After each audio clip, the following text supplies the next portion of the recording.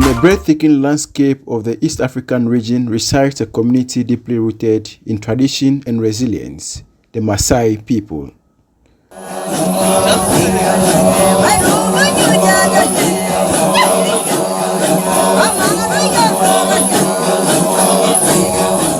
unravel the mystery surrounding this ancient tribe, I decided to go for an enlightening journey which was guided by Baraka, a passionate Maasai and a community guide.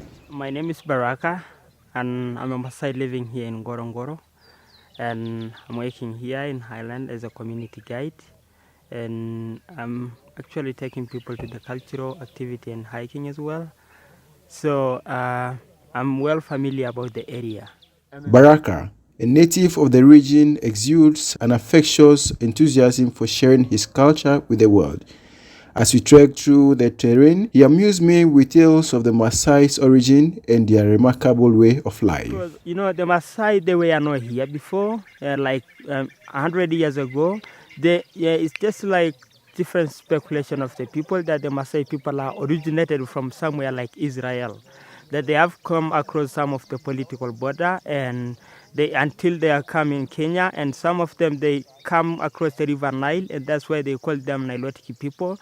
And some of them they went back to Kenya. And if you go to Kenya, you can see like the big difference of Maasai in Kenya and Tanzania. The Maasai of Kenya, they dress their clothes above the knee, and the Tanzania under the knee.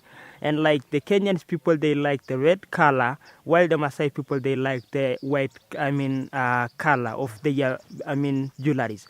But all of them, they speak the same language, but a little bit different is dialect, like the way they speak. If you are a Maasai, you can understand that this is from Kenya, this is from Tanzania. Indeed, the Maasai's deep connection to their livestock shape every aspect of their life's existence.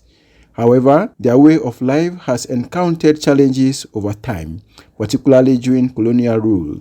The colonial government uprooted them from their ancestral lands, forcing them to adapt to new realities. So when they come across the River Nile, they have come in Kenya, in Serengeti Plain. They lived there for some years, and they was taken out by colonial government. And the research that was done for those people, they assuring that the Maasai people, they are not using the wild meat. So they allowed the Maasai to live inside of the Ngorongoro caldera for a while. And in 1973, the Maasai, they were taken out of the Ngorongoro caldera, and they come and they live in the rim of the Ngorongoro crater.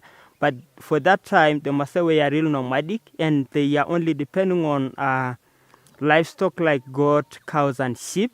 And they don't know, they don't know even about mining. So what they can do like barter trade. They don't need mining. If you have a big sheep, I can give you a small sheep.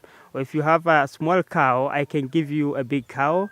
But it's coming that when they come here, they find some people here like Barbaik, who are living now in in Karatu, and they're starting fighting with those guys because those guys, they like farming and they don't like grazing.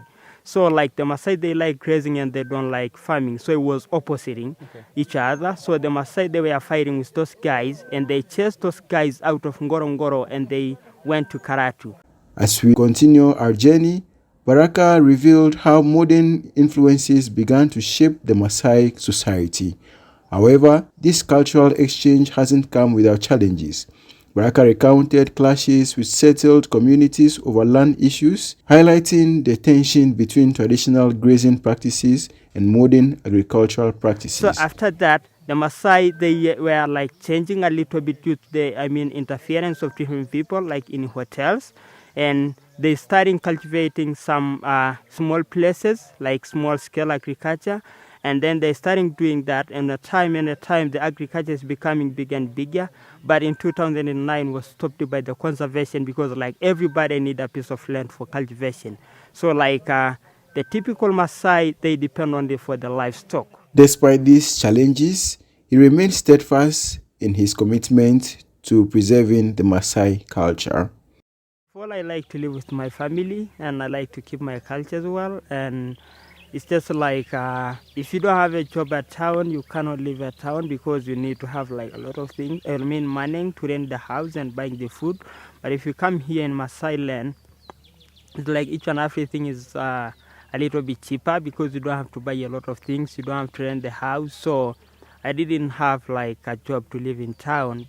As our journey has come to an end, I couldn't help but feel humbled by the resilience and spirit of the Maasai people. Through Baraka's guidance, I gained a deeper appreciation for their rich heritage and unwavering determination to uphold their tradition in the face of resilience. For MMU TV, I am Michael Ugwati.